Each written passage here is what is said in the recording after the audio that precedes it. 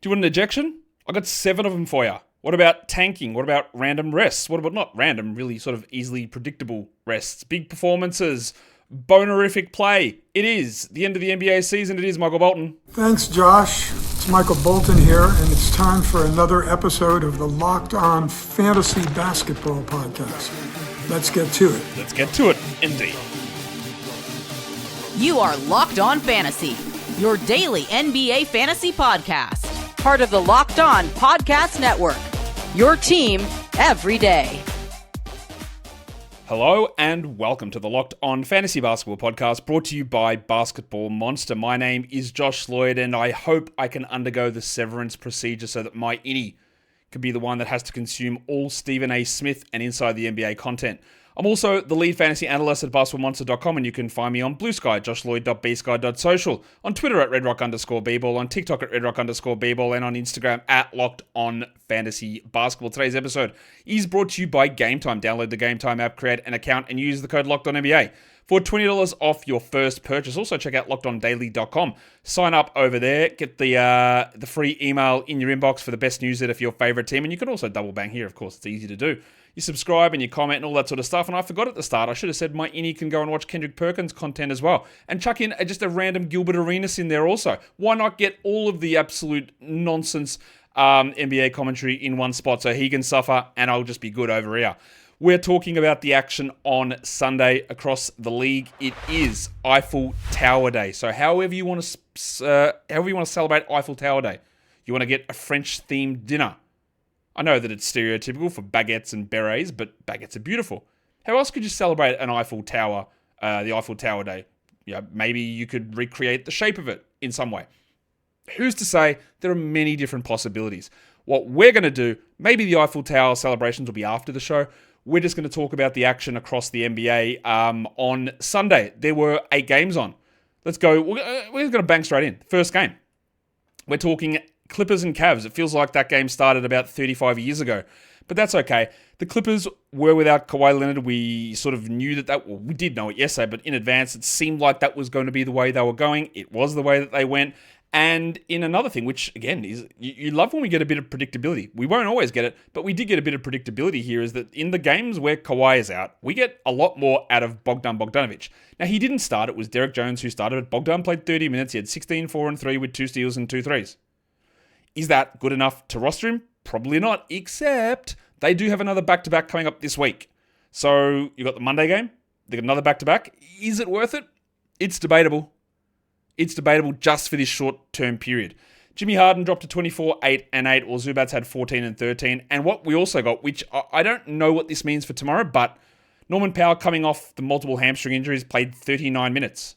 He had 34 points with no Kawhi, shot the ball really well apart from the free throws, had 34, 1, and 4, but 39 minutes, first game back-to-back. Will he play the second game? I would think that unloading all your bullets on 39 minutes on game 1 might suggest we're on the doubtful side of questionable, but I don't know that exactly just yet. What we also saw is 30 minutes of Derek Jones. He had 15 points with a steal and a block. We got 29 minutes of Chris Dunn, who had 13 and 5 with 3 threes, and all these guys become somewhat streamable in a situation where Kawhi is out. It also helped that the Farmers Union, Amir Coffey, was out and played only 4 minutes. Well, he wasn't out. He just got hurt 4 minutes in, and he would have come in and taken some of the Dunn and Jones minutes and even some of those 39 Norman Powell minutes. But it will be interesting to see the way that they respond. Now, Ben Simmons did play here. He won't play on Monday. Not that anybody surely is rostering Ben Simmons at this point. All right, let's look at the Cavs side now. Max Strus returned, so he started. Isaac Okoro went to the bench. Let's say they won it relatively comfortably here in the end. What is really, really interesting to me is the way that Kenny Atkinson has been very, very clear. He told us in the preseason, I am keeping guys' minutes low. Some of us believed him, some of us didn't. But now it's a little bit different. And I do believe that we are going to start to see this. I think they're trying to do a bit of a conditioning ramp-up period for the playoffs and the playoff rotation, because Don Mitchell played 37 minutes. The Koala Evan Mobley played 37 minutes, and Mitchell's minutes have been way up lately. 24, 12, and 7, 4 steals for the Don, while Mobley had 22, 7, and 4 with 3 blocks. They're great. We also had another unbelievable shooting night from Jarrett Allen, 25 and 12 on 92%. That's unbelievably good. And Garland, not quite as good, but 19, 4, and 7. These are the key 4 guys very clearly. But those minutes are ramped up a lot. There's not a lot you can do with this stuff. What you can do is you can do something that I've been banging on and and on about metronomically, like a grandfather clock, to drop DeAndre Hunter, to drop Ty Jerome, to drop Max Strus. Why are we still holding him? Any of those guys. Jerome's out. Get rid of him. Roto, different story. I could understand maybe you'd hold Jerome. Also not that good. DeAndre Hunter, why would you want him? 10 points, 21 minutes, 2 threes. The easiest drop of all time as soon as he was traded to Cleveland. Easy. Max Strus. Well, not as easy as Jonas Valanciunas being dropped in Sacramento. That was easier. Max Strus, 3 points, 25%. He did have 6 assists, but he played 24 minutes. If you are holding on to these guys and just waiting, but what if there was some good numbers? If you're waiting for that and you're waiting for something to happen on a head-to-head roster, you're losing yourself the matchup. Or let's maybe put it more accurate, you're putting yourself at a disadvantage. So when other stuff goes wrong, your ability to correct it is hampered by holding on to guys that shouldn't be on your roster. They've got a back-to-back, no worries. A 3 and 4, hey, I could see that. But there is no reason for these. Why is DeAndre Hunter's roster percentage at 90? 90! Unless all the people that had DeAndre Hunter have been eliminated because they held on to DeAndre Hunter. Get him out of here. It's just wasting your time. It's actually wasting my time talking about him as well. And I'll stop doing it. What we should do now, though, is just go on to the second game. And not as much to talk about in this one. It's usually when the Knicks play, there's not a lot to go on about because that is just how the Knicks roll. But we'll talk Portland, we'll talk Knicks. The Knicks win it pretty easily, 110-93, the final score. What I would say here, there was no Scoot Henderson, still no DeAndre Ayton, don't think he's coming back. Jeremy Grant, lol, there's no way he's coming back either.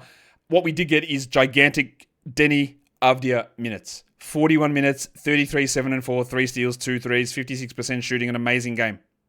I will again say this. Am I a hater? Sure. I'm not, but I'm also just want to be very, very cautious in the way that you evaluate him dynasty leagues or heading into next season. Look at what is happening at the moment. 33 usage for Denny, 41 minutes. No Scoot, no Ayton, no Grant. Context around all of these things is important. Why are they pumping all of the... he took 25 shots today. That's a lot of shots, man. And yeah, sure, he has been producing unbelievably good numbers. But I know there is going to be someone watching this. Denny Avdia, round 3 pick. Denny Avdia is going to be a top 50 guy. Denny Avdia is a future star. And I just don't believe it. So much of what happens, especially on teams like this, at this point of the year, is completely fake. It's changes in priorities. It's changes in development. And none of it really adds up. We saw Denny do similar, not as good as this. He has improved since last season, absolutely. But he did this last season. Came to Portland, sat on the bench to begin the year, played 26 minutes a night, and barely was a top 200 player. And then everyone goes down and he's doing it again. So we will see what happens. Don Clingan, 33 minutes. We love that. But what is the rest of this stuff? 10 points, 2 blocks, 25% shooting. I know you think you know what I'm going to say. I'm not going to say it. Just do it in your head. If you want to hold on to Donovan Clingan, I get it. But also, you don't have to. The highs are not that high.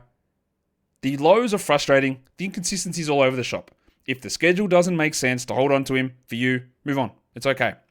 Shaedon Sharpe putting up some better numbers as well. He also has struggled for a long period of time, but he's putting some stuff together now that's good. 23, 7 and 3 with 2 steals, while Kamara played 39 minutes, a big fella. 16, 8 and 4 with 4 threes. Everyone here, not to say that they're not good or they haven't improved, because Sharpe, Avdia, Kamara have all improved. But it's worth noting that Ayton, Scoot, and Grant are out, and Grant and Ayton have been out for weeks. And that is an impact thing. That's an impact thing. And everything trickles down. Simon's just brutal, 25% on 20 attempts, but he had 15, 3 and 4 with 2 steals. This team is at a massive crossroads to me in the offseason. I don't know what they're going to do, but there's a massive crossroads here. And we hope that we get a big steals game out of Matisse Slide, but we got one. We got a block, but yeah, this is who he is. You know what you're getting. Well, you know what you hope to get, and that's all you got. Dwight Reith, 14 minutes. Not a very good game from him. We are only looking at him in deeper formats. And we actually got some Delano Banton minutes with Scoot out. Unfortunately, they were terrible. He missed all 6 of his shots for 0 points. But you know that one more guy being out, like maybe Simons, that would lead to Banton getting good minutes, big minutes, and maybe posting good numbers. He's also a gigantic ball hog who can be really inefficient. And that's not always, very rarely actually, a good thing for fantasy. Let's go across to the Knicks side of this. They're still in a situation where all their point guards are out, and it's not Tyler Kolek who's starting. It's DeLon Wright, who played 35 minutes. That's a Tibbs special. He had 7 points only, but if you rostered DeLon Wright, you don't do it for that. You do it for the other stuff. He hit a 3. He had 2 steals. He had 2 blocks. He only had 2 assists, but he is, if he plays 30 minutes, DeLon Wright's a 12-team league guy. We just don't feel great about this because look, Payne could be back in the next one. McBride could be back in the next one. Brunson, I think, might get one game in before the end of the season, to be honest. So hopefully you're not holding him. But what is encouraging is that in these games without Brunson, OG Anunoby is going absolutely crazy.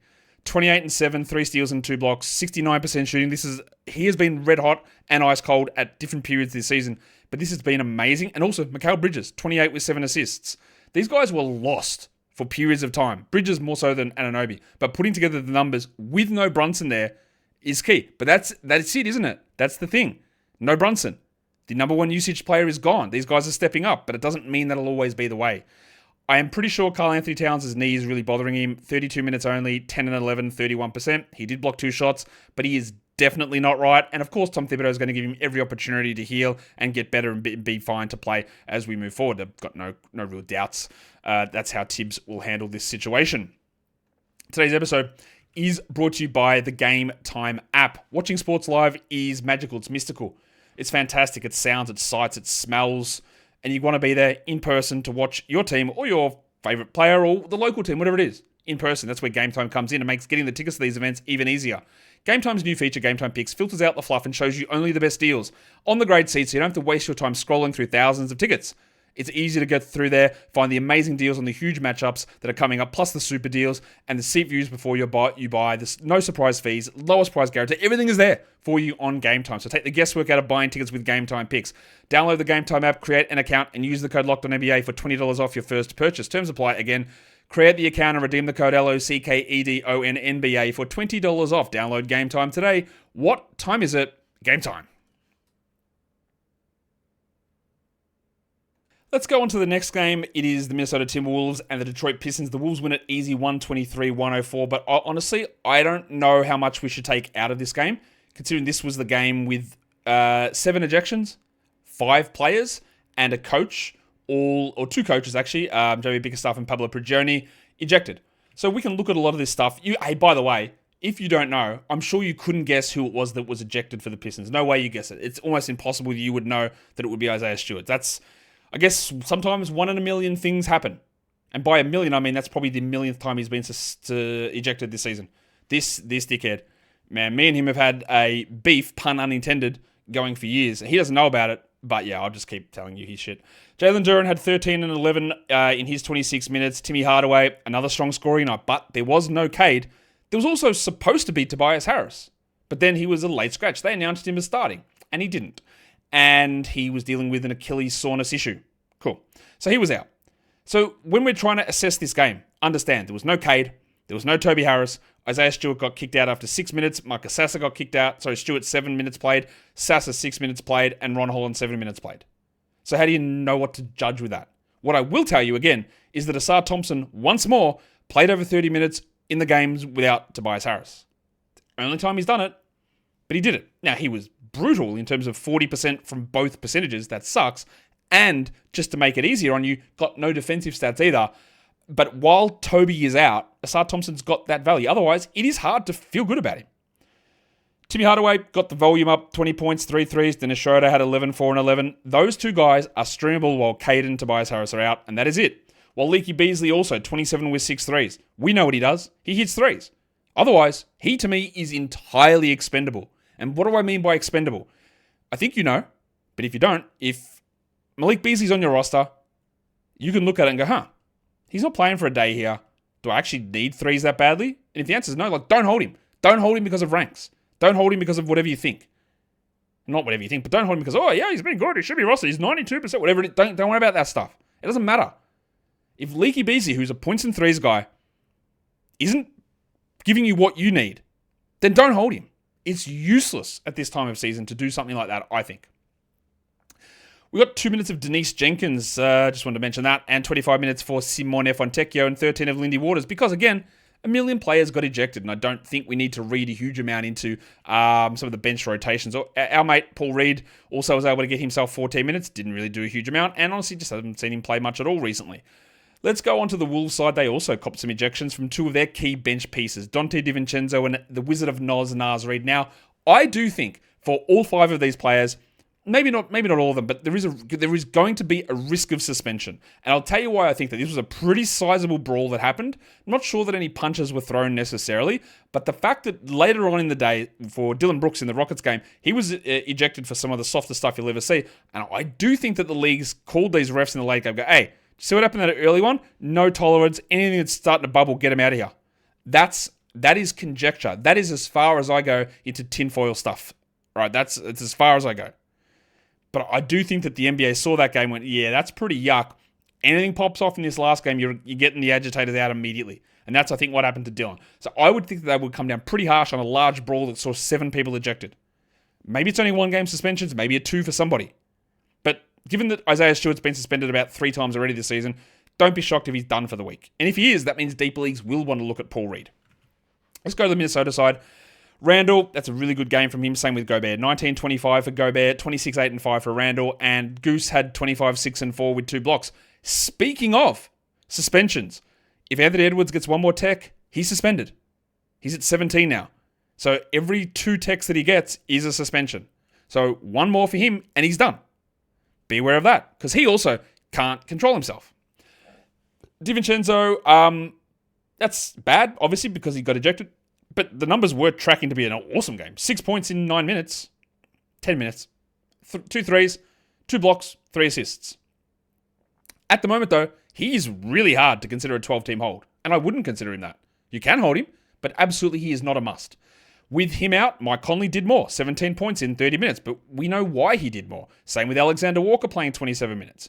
After a lot of praise that we've given to Jaden McDaniels, rightfully so, has improved his game. He's 242nd over the last 5 games, and it's going back to old Jaden. Is that because Julius Randle's come back? Well, I'll tell you this part of it. It's not helping. Randle being there is not helping. Is Jaden McDaniels a drop? I don't know. It feels like it. It really does feel like it. It does feel like he has reverted back and the usage isn't quite there and he can't really find his spot. Maybe I'm reacting a little bit too harshly, but this is a bad run of games. And with 2 weeks left in the NBA season, if that run of the games continues for 3 more, then you've killed yourself. So you probably want to at least consider the fact that, yeah, Jaden's been great, but he's also not at the moment. So maybe we need to make a different decision there for that one. Let's go to the next one. Yeah, it's hard to read much into this one. The Warriors beat the Spurs 148 to 106. That is a gigantic ass kicking. So we're going to talk about some of the Warriors' performances, but like, what are we getting out of this, honestly? Jim Butler had 13 points, but he had 8 assists and 4 steals. Pajemski probably is a 12-team league guy. 24-6-5 with 6 threes. Buddy Hield had 19-5-4 with 3 steals. I don't care. I'm not adding him. Moses Moody dropped 20 points in 25 minutes with 3 steals and 3 threes. Great, but these are 14 and 16-team league stream guys, Moody and Hield. That's it. Draymond and Steph didn't need to play much. John Kuminga, though, that's probably the biggest news here. He got hurt again, fell on his back, ass, hip, however you want to phrase it. Didn't return, played 7 minutes, and surely this is the kick in the head that you need to just drop him. He wasn't producing fantasy value anyway. His minutes were limited. He's not going to start. He's struggling to fit in with these other players they've got there. He is an easy drop. He was an easy drop, and now you've been forced to drop him because he's hurt, or you slide him into IL. I think he'll miss some time here. I don't know how much. It also, at this point, it doesn't matter. You just move on. You don't need to be rostering. Johnny Buckets Kuminga. On the Spurs side of things, again, not a lot to talk about for the Warriors. So, look, is there anything to talk about on the Spurs? I guess. A little bit. Sort of. I'll tell you now, I think this is risky. And they're in the midst of a busy period of games here. But if you drop Chris Paul, I reckon you'd be all right. Get that garbage out of here. Not that Chris Paul isn't good. But he had 6 points in 18 minutes with 4 assists, and they are ramping him down. And it's actually amazing that he's still playing and playing in the back-to-backs. But is he doing enough to be a 12-team league guy? Very debatable. Probably not. The horse Keldon Johnson, I've also been impressed with this run. It is, once more, worth remembering. For any player on the Spurs, Keldon Johnson, who's had some impressive moments. Devin Vassell, who's been cooking. Steph Castle, who's had some big scoring nights. That the Spurs' best 2 players are not playing. So anything that happens here is just not real in terms of what it means next season. And even in this one, Vassell had 12 points in 20 minutes and Castle was worse. 9 points with no defense, 2 assists, bad field goals, and bad free throws. He is a guy who can put scoring numbers up when he is force-fed usage, but everything else remains bad. Bad. He is going to waltz away with Rookie of the Year. Will he deserve it? I haven't sat down and looked at it. I'm going to say probably not, but I don't know about that. I also, that I came in with a lower opinion of him, and while he's done some things to change my mind in certain areas, most of my concerns still exist. Is he a 12-team rosterable guy? Well, you'd say he's been playing really well and putting up good numbers, wouldn't you? Well, he's 250th over his last 5 games. He's 118th in the last 2 weeks. And in points leagues, he's a little bit better, but in category leagues, he's not very good. He can score, and then very little else happens that's good. And that is a problem. That is a problem. It's giving way worse Ja Morant, who in the past has been, hey, I'll take him in the 30s, and he's like the 80th best player. That's a little bit what Castle's bringing. We got screwed again on the Sohan stuff. 2 points in 18 minutes. Like, what do we do? They start him. They play him big minutes. He looks good. You go, all right, okay, there's potential. He's a top 10 pick. He's had some good numbers, but I can't trust that. Now, again, I could hold because the schedule is good. And because we've got a back-to-back coming up again, and maybe we get interested in that. But otherwise, the production's not there. The reliability's not there.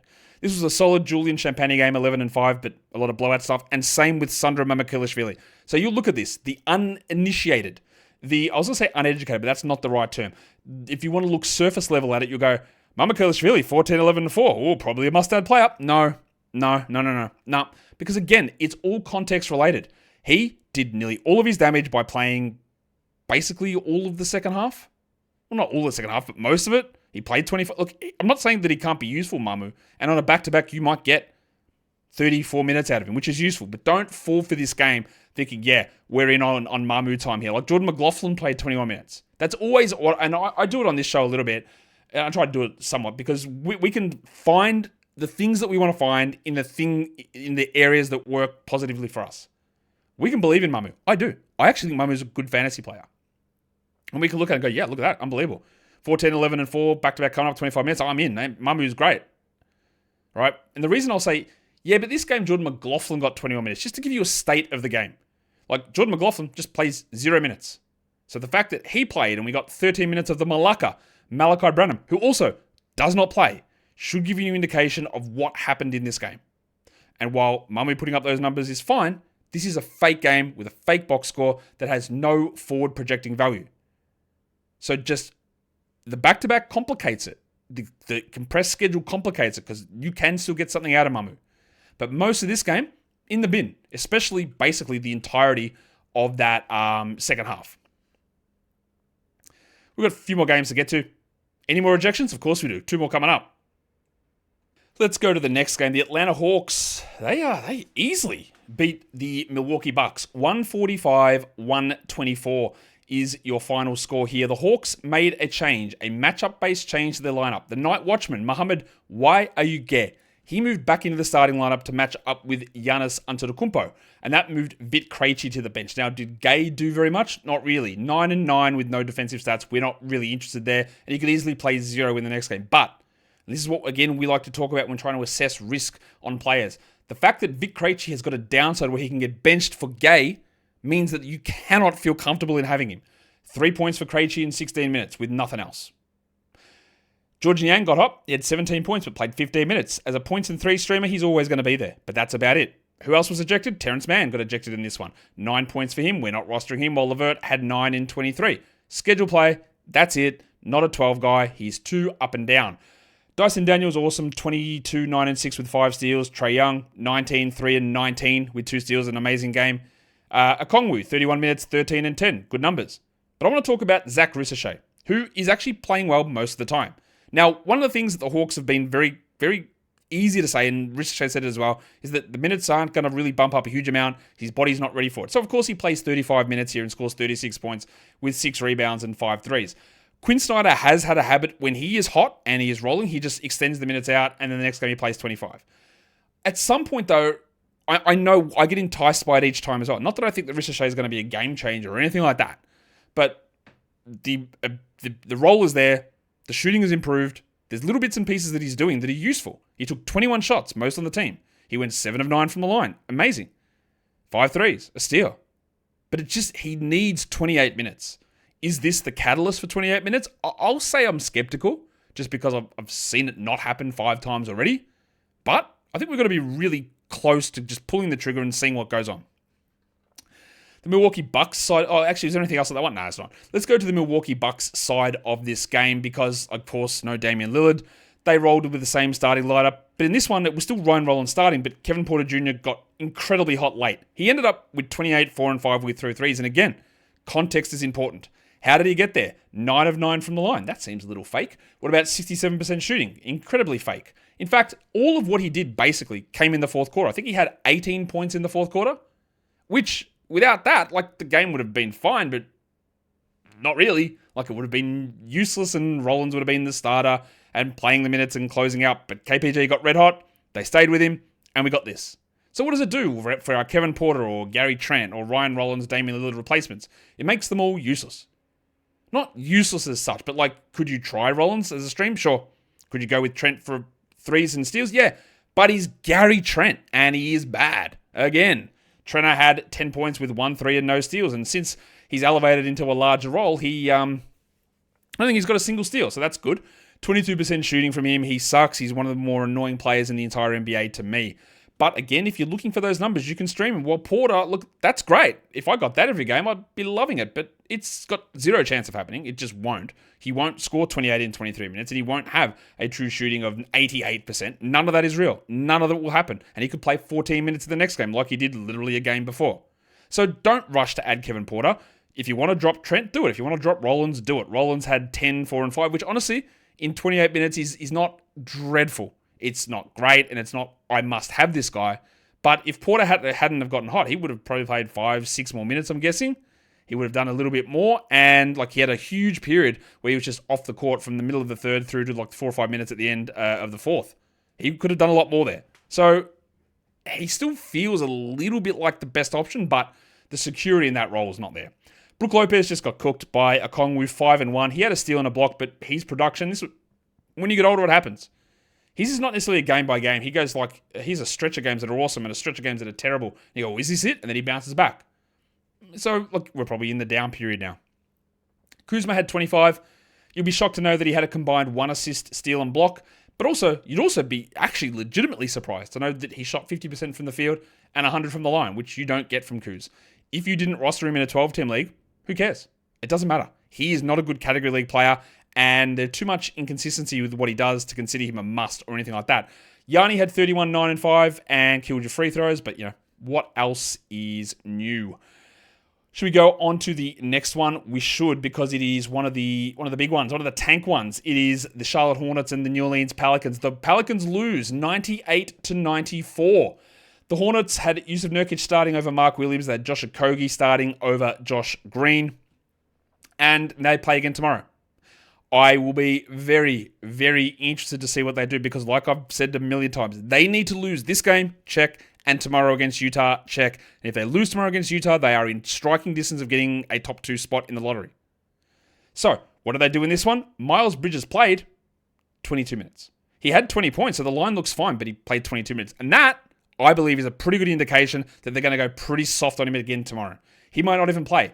Mark Williams, I don't think he plays both games. I don't know that. That is gut feel from me. But I haven't heard about his status for Monday. Nurkic was great. 13, 12, and 5, 3 blocks. You'd love that. The percentages were bad, but you'd love it if you got a repeat of that. But also, it just hinges on whether Williams is available. What about the other replacements? Damian Barr still in the G League. Wendell Moore had 8 and 5 with 3 steals. He's got like 2 games left now. Not really anything outside of a deeper stream. Nick Smith actually starting to play better. Not good, but better. 44% from the field, 19 points with 3 threes. He's at least a points and 3 streamer. And the other guy that is starting to come on now, the field goal percentage was back to the bad old Tidjane Salahin. He had 14%. Maybe he's celebrating Eiffel Tower Day. Who knows? 14% for Tidjane. He had 4 points, but 7 rebounds, 4 assists, and 2 steals. And we're not at the stage where I'm rostering Tidjane Salahin in 12-team leagues or 14 teams. But we're real close. And honestly, if Mark Williams and Bridges are out tomorrow, he might be streamable. It could be disgusting, but he might be. KJ Simpson also, this is what I love here, 35 minutes. Do I love the fact that he had 9 points on 25%? No. But the guy that he statistically comped to coming out of college was Fred VanVleet. So he had to follow his hero and shoot 25%. 2 steals, 4 threes. Sorry, not 4 threes, 4 assists. He can start every game the rest of the season, KJ Simpson. And I think he will. And he's at the very least a 14-team league option. Daquan Jeffries did very little in his time, 5 points in 30 minutes. And Moussa Diabate, remember when everyone loved that guy? He had 6 points in 17 minutes. We should take it across to the other side, to the former Hornets, who beat up on the past/present Hornets. The New Orleans Pelicans, that's who they are. They lost the game, like I said.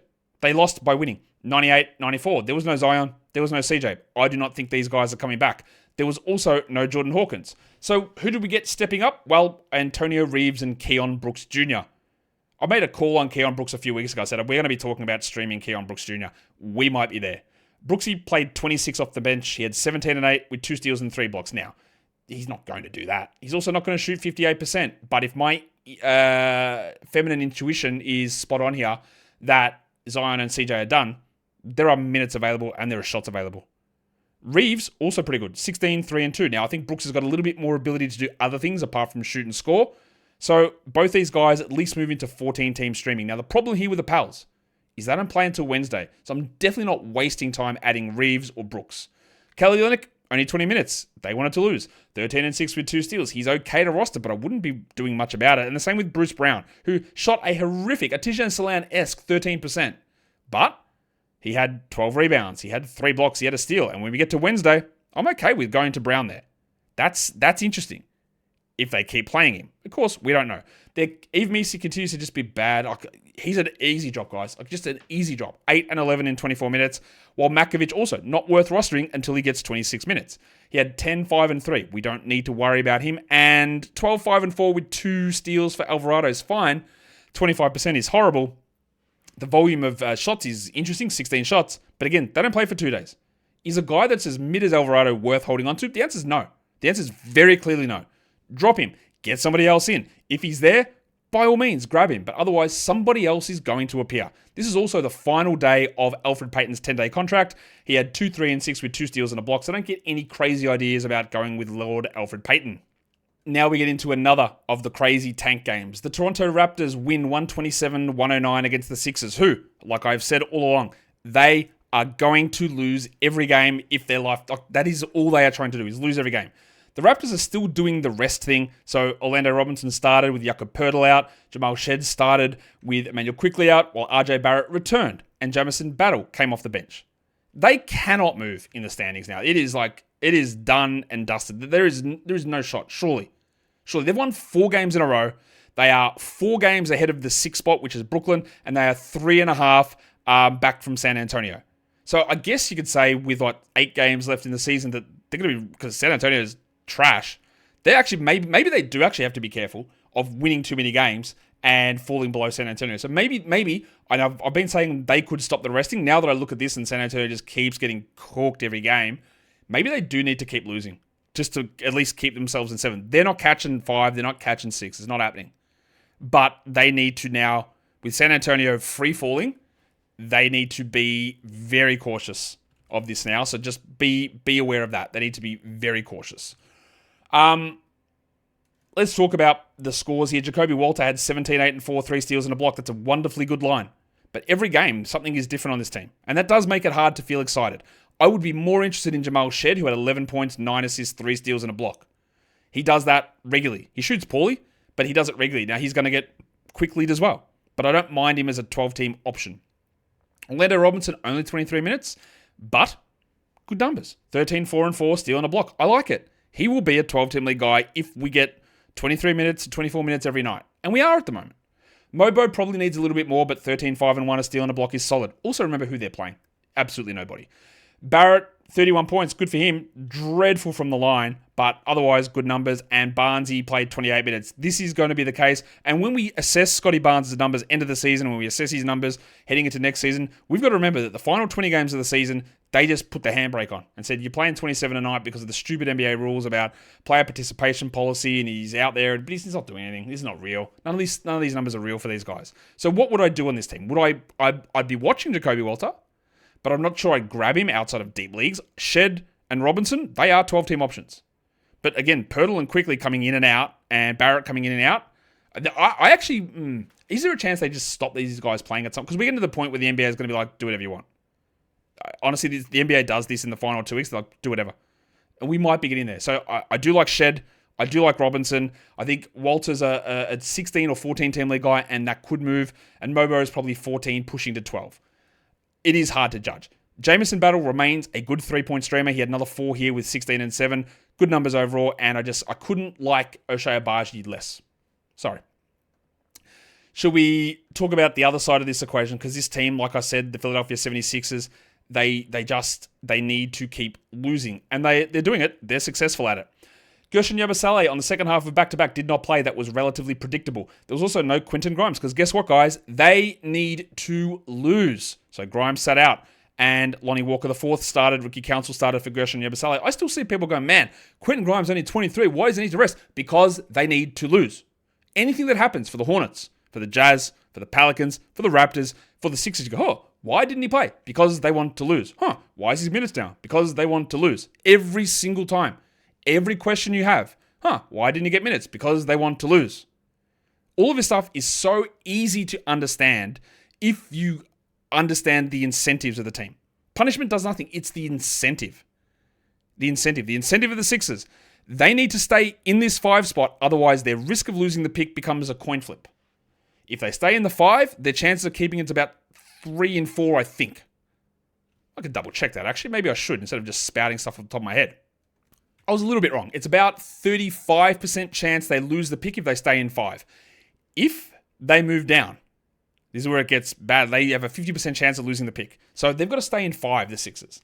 And that's why they're going to keep losing. So any of this discussion, like Charlotte, they can move up to 2.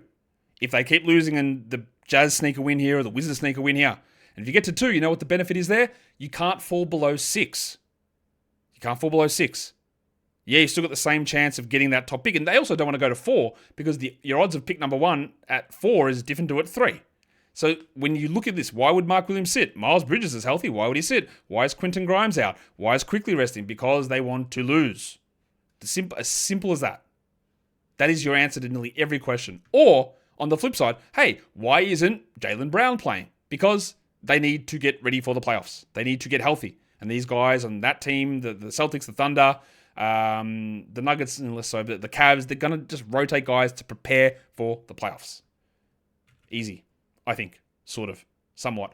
Let's talk about the big fella, the boner. 27 minutes, 14 and 8 with 5 blocks. Why did he only play 27 minutes? Because they want to lose, and he's still producing good numbers. They don't have many other options. Their other option is Alex Reese, and he's worse. But actually, I think here, like Yabusele is going to come back. He's not that good. I think Boner is going to have a run here of being useful rest of season. Grab him. This is a game where Jalen Hood-Schifino had 18 points in 27 minutes with 5 assists on 75%. So you want to get excited about that. You shouldn't. But it is interesting. It is something that happened. He's going to be there as an option for us to stream. We've had a good run from Justin Edwards, but guess what? He was considered probably too good. And then he also shot horribly. 12 points on 35% in 28 minutes, 12, 7, and 4. Still probably want to hold him, but he was rolling at a level which was incredibly impossible for him to be able to stay at. He was not going to be able to stick at the level that he was at previously. Lonnie Walker had 23 points. He also added a little wrinkle with 7 assists. Grimes will probably come back. I doubt we get any 36-minute games from Grimes moving forward. Walker's a deeper league guy. And the guy that I do like for 12s is Jared Butler. Doughton's got 2 games remaining. He was out both of these games on the weekend. Butler had 15, 1 and 6 with 2 steals. That is good enough to be a 12-team league guy. And he's not good enough to influence them winning. But this is how we know. Like Marcus Bagley, Marvin's better brother, had 4 points in 26 minutes. 26 minutes. Had 2 blocks. Phil Wheeler, NFL linebacking legend, had 4 points with a steal and a block. Alex Reese played 21. Richard Council had a double-double, 17-11 on bad percentages. The only guys I feel good about in 12s is Boner. Always feel good about Boner. Butler. Yeah. Edwards. Sort of. And then we get to a stream of Walker, a stream of Council, a deeper stream of Hood-Schifino. But they need to keep losing. Brooklyn is sitting, half a game behind them? 1 game behind them. If they lose and Brooklyn wins, then they move to 6 and their chances of that pick get smashed. They need to do this. This is why they're going to do it. You can discuss how disgusting it is or whatever, think of it, but with the way the thing is set up, with the way the incentives are there, and there are plenty of ways to change it, make more picks lottery-based. Stop pick protections. Easy.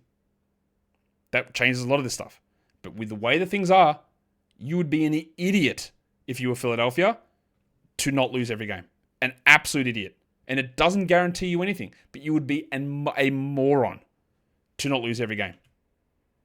Absolute idiocy, and that is the problem when the incentive is set up that way. Because you are if they win, they are doing things against their best interest in pursuit of winning a championship. Which again is frustrating, but it is the way it is. Anyway, add Boner, maybe add Butler, keep Edwards, and then we just check on Walker and Council and Hood-Schifino when things happen. Let's do the final game of the night, and it's, just a gigantic blowout. The Rockets 148, the Suns 109. That is 39 points if you haven't got the calculator out and cracking in. And that's not even the biggest story here because Kevin Durant hurt his ankle. He didn't take the free throws. He was immediately ruled out for the night. And honestly, we got 2 weeks to go in the season. That's probably it for him. I would be... He's had multiple lower body injuries, obviously. It looked pretty bad. And they're clearly not going anywhere. I'd say the Suns are in real trouble here. They're not going to get the play-in. And I think Durant might be done. And obviously, it's early to make a call. But if you do need to make a call on it and you dropped Kevin Durant, I reckon it would probably work in your favor. We'll talk about that side in a sec. We'll start with the Rockets. Amen Thompson did hurt his ankle again. He came back in for a little bit, but didn't need to actually push it too much. So he had 12, 10, and 9 in 25 minutes. We had Jalen Green getting 33 points with 4 threes, and the big fella Fred VanVleet comes through with an old 13, 2, and 7, and 2 steals game, and shot the ball well. Well done. Reed Shepherd returned. He played 12 minutes. That's garbage time stuff.